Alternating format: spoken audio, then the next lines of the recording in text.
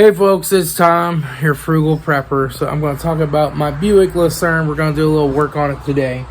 So I was taking my mom to the doctor out of town, and before I took her, it started just saying engine reduced power mode. The codes were showing that it was losing communication with other modules, but the dead giveaway on those that it's this is you look in the engine computer, those codes, and you'll see a throttle actuator code, right? And that's the CAN bus that runs to your throttle. This is the electronic throttle body.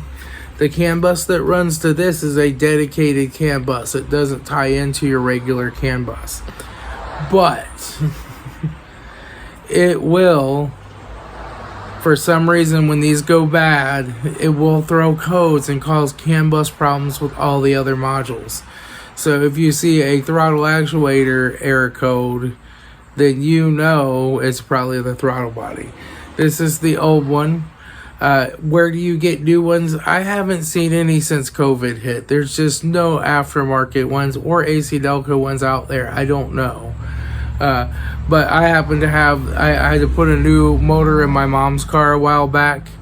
She has a 3.8 2009 Buick LaCrosse, same throttle body, and I thought, I'm going to take her old throttle body and throw it up on the shelf before I turn in the old engine, because those are hard to get. So I did, and I needed it, and I put it on, and the reduced power mode problems and all that went away. So then I did that real quick. I just replaced that. It only takes like 10-15 minutes to replace it. I did that. Then I took her to the doctor, and it started misfiring real bad on the interstate. This is the problem. I did a video a while back, like, this is all I need to see to know what's wrong.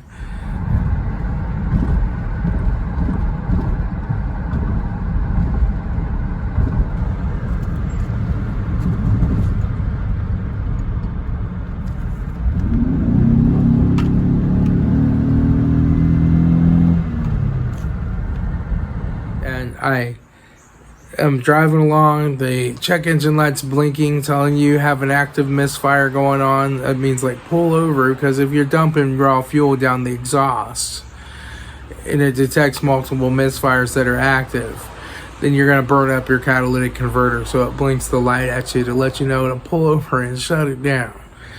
But I had gotten out when that was blinking before, and I used my test light to test the coil packs to see that they're all getting good spark. I'll put a video or link up on one corner or the other, and I'll put it in the description and a pinned comment to the video on how you check those. All right, so they all had nice long spark. So I knew it was not an ignition problem, but it had an active misfire at the time. I'm sitting there parked, it's missing, running rough, but I'm checking the spark on each of them and it's working. So at that point, I know it has to be a fuel-related misfire, and I think it is a fuel-related misfire, because when I'm accelerating hard and it starts missing, it starts backfiring through the intake. That's a sure sign that a car is running lean when it backfires through the intake. So I went ahead and drove it home, and I drove it a couple more days, and I noticed when it's cool, that first 10-15 minutes, it's fine.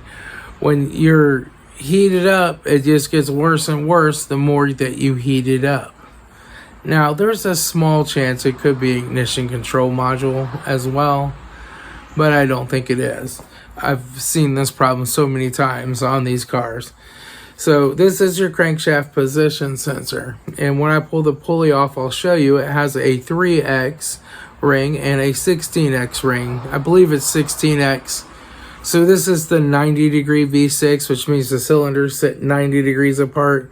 Then you have your 60-degree V6s, which are like your 3.4s, 3.5s, 3.9s. I don't know, there's probably some other ones, right? Some 3.3s or 3.0s, I don't know. But they have a 60-degree slant to the cylinders, where this has a 90-degree slant to the cylinders. So But I believe the 60 degrees have 24, and this has 16 spaces on the outer ring and 3 on the inner ring. So when you first start the car, the ignition control module, it's known as a bypass ignition. So in order to start the car more quickly, it reads that 3 slotted ring to initially fire the car off. And then within a second or two after it starts, it switches over to the 16X side to control the ignition. And it uses that finer, those more teeth to know exactly where the engine are so it can adjust the ignition timing. So if you end up with one that starts and then it immediately dies after 2 seconds, that's probably a bad ignition control module that's not switching out of bypass mode correctly. And so anyway, it fires the injectors and the tachometer off of the 3X slot, right? So now your tachometer a lot of times on these will continue to work even when the injectors start misfiring. In other words, the computer's not getting a strong enough signal to know when to always fire the injectors, but it's keeping up with the tachometer. But under hard acceleration, you'll usually see that tach drop out like it did in my video. So I'm going to do a hard accelerate and the tach won't like that. It's a crankshaft position sensor.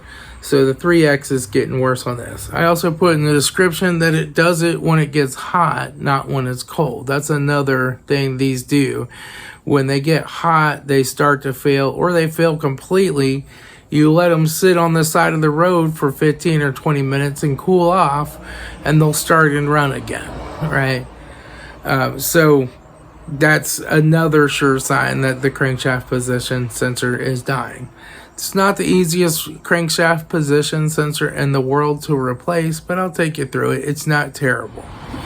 Alright, so what you're going to need is this harmonic balancer puller retrofit kit. These go to my 3-jaw puller. They're not actually part of this, but these bolts come with it, and these bolts thread through the puller into your crankshaft pulley to pull that off there. And I believe this comes with it too. Yes, so this part comes with it, and this goes down in the bolt hole for your 3-way puller to go on. You'll need a 3-jaw puller. So this is the kind of puller that you use for Chryslers and stuff, but it will not work on these, right? This is the kind that has the little grippers on it. Those don't work on this, but it worked for a lot of other cars. But this one's a special one. So this type of puller won't work. You need one like this that you actually thread the bolts through. So we'll go ahead and get it jacked up, and then I will show you what's going on. So the first thing we have to do is get a, I think it's a 15, it might be a 13, and get this belt tensioner pulley loosened up so we can take this belt off down at the crankshaft pulley. So we'll go ahead and do that.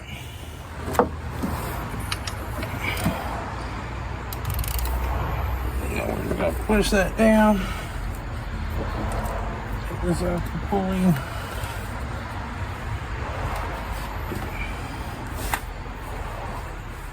Take this loose.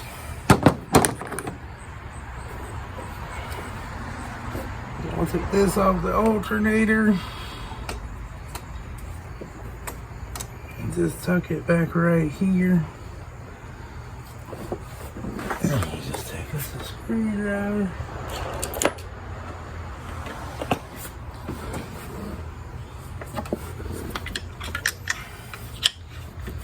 So we can put it up there like that just to kind of help hold it so I don't have to reroute the whole darn thing. It'll give me enough slack to get it off the crankshaft pulley, but not make it so I have to go here and reroute the whole belt. Alright, so our crankshaft position, our crankshaft pulley is back here behind this piece of plastic, so we kind of have to pull this loose. It's already missing some of its plastic clips. I guess I need to replace some of those. That's what I'm hearing when I hit bumps. Yeah.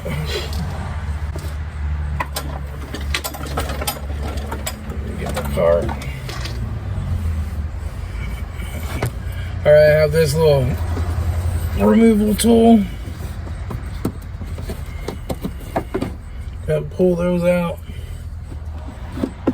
Now the big plastic piece that goes across the bottom was missing when I got this car. So that happens. You have the big plastic piece that goes up underneath here. Goes up under the front of the car.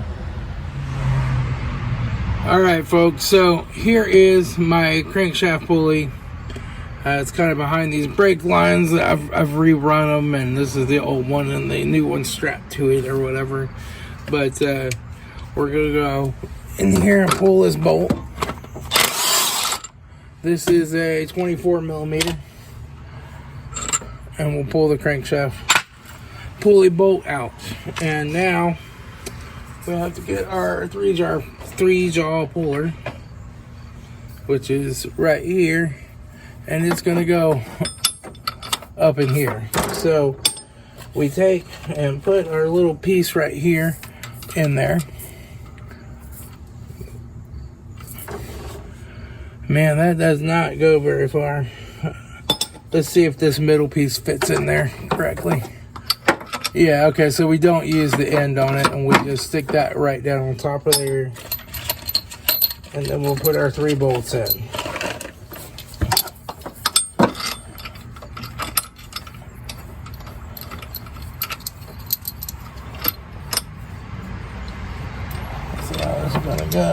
One's gonna go in here.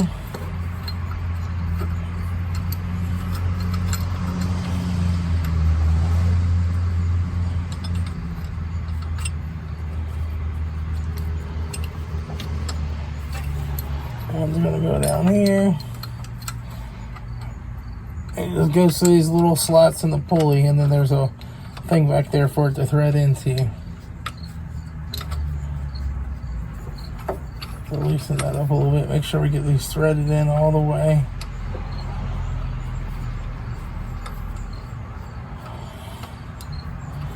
Okay, and then one goes up at the top.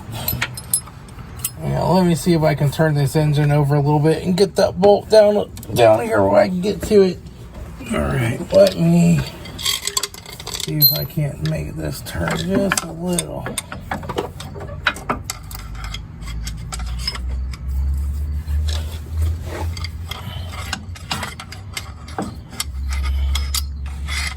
No. I have to go up in there that way.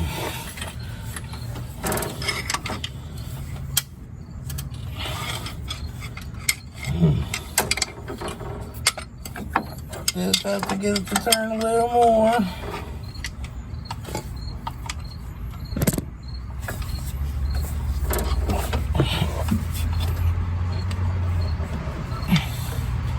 It's on a compression stroke of something.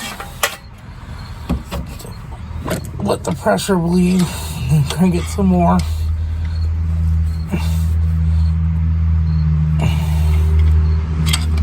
Okay. Let me find out how else I can turn it in here. I can stick it in there. That's alright there, that's good. Okay. Now we're going to stick this bolt in here through the slot.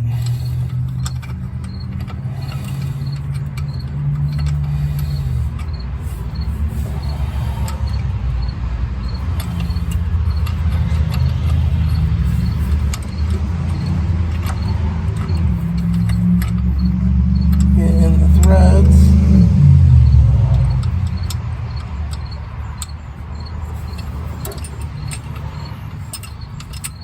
Screw that in.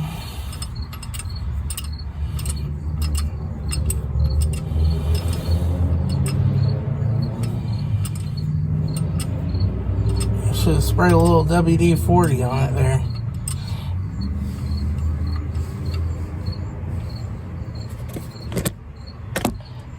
you over a little. Oh, okay.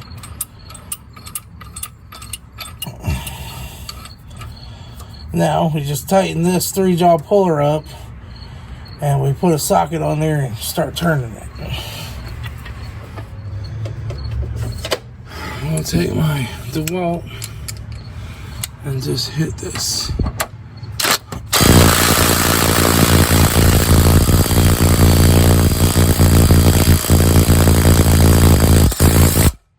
There we go. Alright, now we gotta just loosen that, I guess. So let me put it to loosen.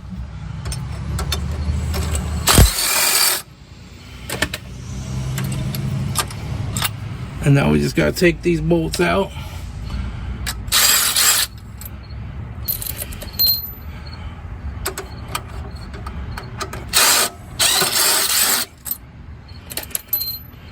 Now I gotta take this one pointed towards the top out. Although a lot of times you can kind of turn this once it's past its keyway, and you can get this off of here. Sometimes you can't.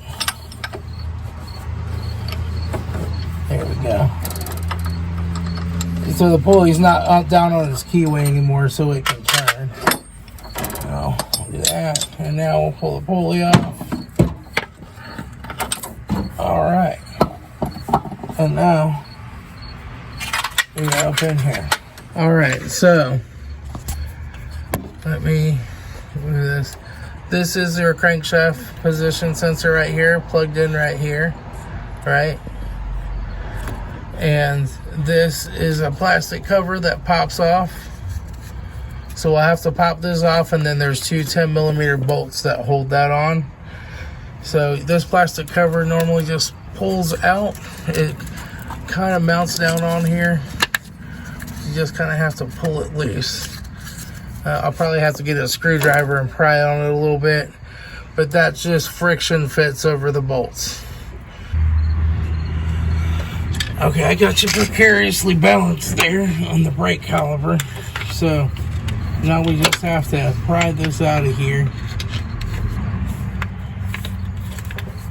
And then it comes out, if I remember right. Yeah. There we go. We got to unplug that connector. That connector kind of holds it. Now, you can see that connector is unplugged. I tucked it away up there. Now we just got to take those two 13mm bolts out and replace that, and then put this plastic cover back down. It's kind of tucked up there with the screwdriver. Alright, so I got the crankshaft position sensor out, and you can see that you have this 3-position sensor here on the inside of the pulley. And out here, I believe there's 16. I'm not going to count them, but I believe that's 16. So that's what your ignition bypasses to. It starts initially off the 3, moves to the 16, but your injectors and your tachometer work off of the 3. So that's why I'm getting a lean injector misfire. And then that has the 2 grooves in it, and one reads off of one and one reads off the other. A lot of times one of these will go bad and not the other. A lot of times you'll see the tachometer start getting intermittent signal, and then it'll just die. It's a real common problem with these. So I'm gonna go ahead and put the new one on. These are the 2 bolts that have to come out of there that hold this sensor in, and then you just got to kind of pry on it a little with the screwdriver to get her to come out, but she comes right out. And now we're ready to put the new one on. All right, so up there is where our sensor goes, and it will go with these little silver spots to do the down position, and it will go right up in here. And it'll just kind of slide on there like that. Then we just have to put our bolts back in to hold that on.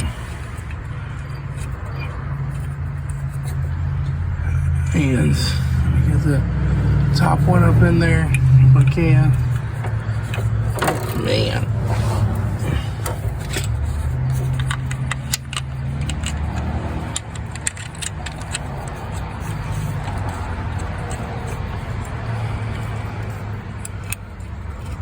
Okay. Just put this one in. Now we're gonna tighten this top one. If I can get on it here.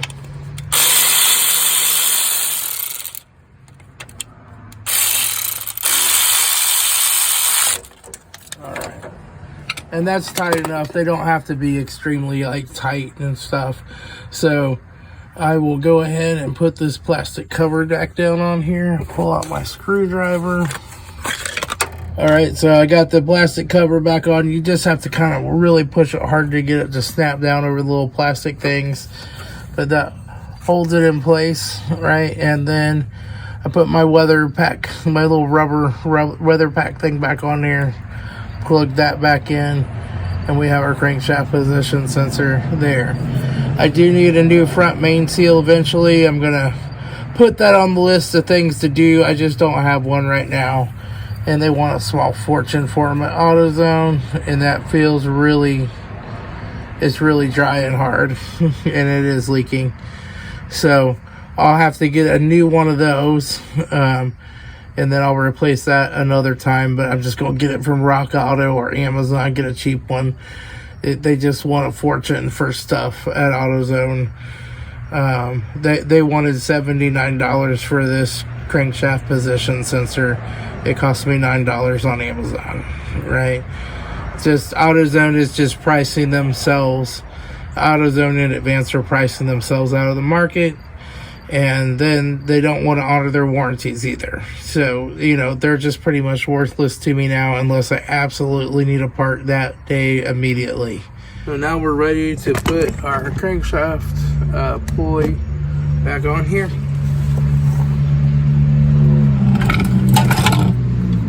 A big old heavy thing.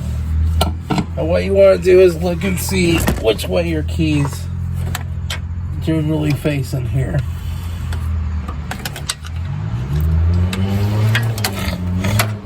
If you can see in there, see it, and it's facing like this. Okay, so you generally want to put your key back up in that general direction, then wiggle it around until it goes on.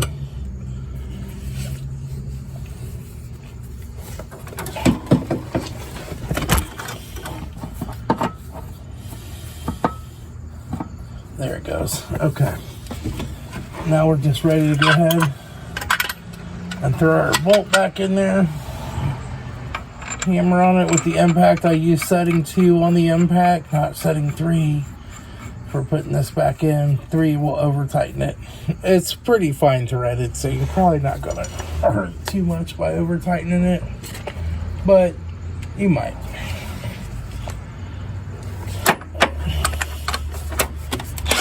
Oh, wrong way.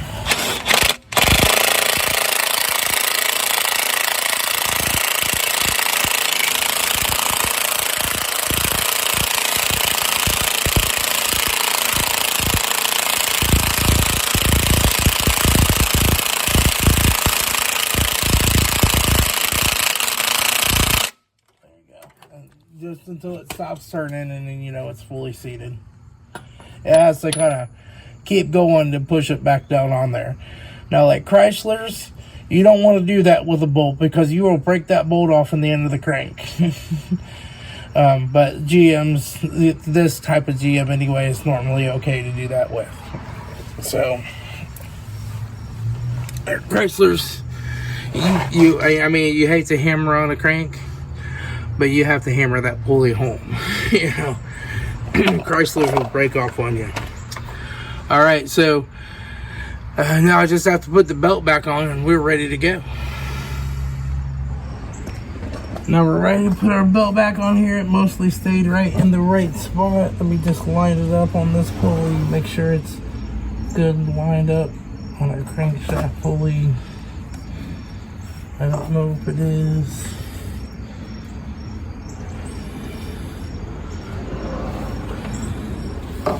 There, now it is. And then we'll just turn that and put it up on the alternator.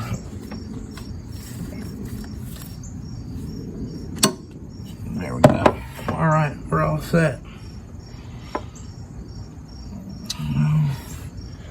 Let me grab my light.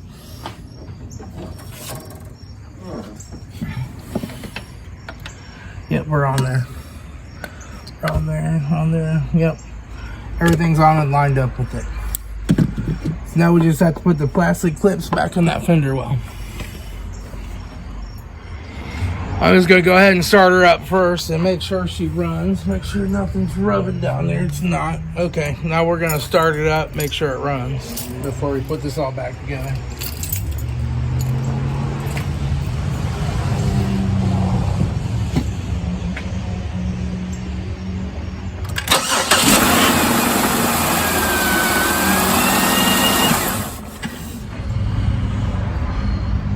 Alright, so if you have a bad windshield washer pump, this is the perfect time to replace it. Mine's good. I need to fix my hose up on the wiper, but the pump works fine. But that's where your windshield washer tank is. And you have to pop that out and pop the new one in quick, because it'll pour all the fluid out of it or get something to catch it when you pull it out of there. It's starting to get dark out. But now, we just have to put this cover back up in here.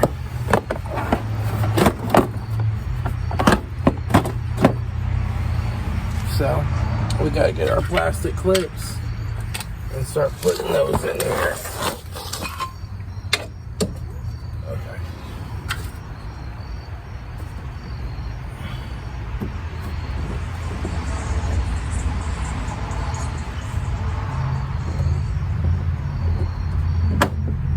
That there. Put this one down there. Put one right there.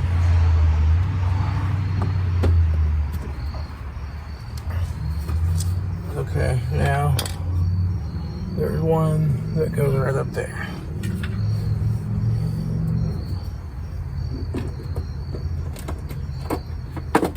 Okay. All right, folks, so that's how you fix a car with a bad crankshaft position sensor. On that particular car with that particular engine. All crankshaft position sensors are in different locations, different places, right? I think there's actually some, like the old Caravans, that actually run it off the back of the flex plate. And there's like plenty that they're really hard to get to on the side of the engine. There's plenty that are just strangely located and hard to get out. On a GM53, you gotta pull the starter, and then they always stick in there and you have to extract them because they break off, they're plastic. So they're always kind of a pain. All in all, this is not a bad one to have to do. So, but yeah, I don't have a car payment. I don't have to carry full coverage insurance. I could put that $500 or $600 a month or more that would put towards a car payment into the bank every week. And I don't have to spend money making those payments. I let somebody else buy the new cars and make the payments and feel all fancy and good driving between the stoplights. And, oh, I'm so fancy. I got me such a nice new car. And I let them lie to themselves and say, well, I just needed it. I needed a reliable car. And I work hard and I deserve it. Right? And I just keep the money. So that's how I do things. That's one of the ways that I'm frugal and I prepare. Right? So, and yeah, I buy a lot of tools. I have a lot of tools. It's still way less than making a $600 car payment every month. All right. I'll talk to y'all later. This is Tom, your Frugal Prepper.